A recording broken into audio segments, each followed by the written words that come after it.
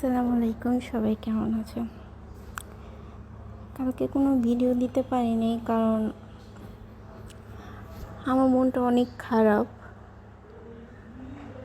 মানুষের লাইফে অনেক কিছু সিচুয়েশন আসে, সেটা বহন করার জন্য মানুষের শক্ত হওয়া দরকার, কিন্তু এটা গ্রহণ করতে মানুষের অনেক কষ্ট হয়ে যায়।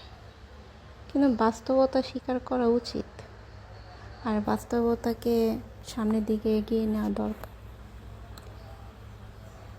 মানুষের জীবনে চলার পথে অনেক দুঃখ কষ্ট থাকে, আমি এটা মেনে নিছি আর মেনে নিই।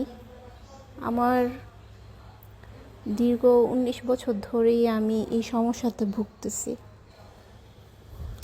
তারপরেও আল্লাহর কাছে শুকরিয়া আদায় করে, আল্লাহ আমাকে ভালো রাখছে। আমার থেকে কত খারাপভাবে মানুষ আছে, এই জন্য সব কিছু ভুলে থাকার জন্য চেষ্টা করি। যাই হোক, আপনাদের সাথে নিজের একটু পার্সোনাল বিষয় বললাম। ভালো থাকবেন। আসসালামু আলাইকুম।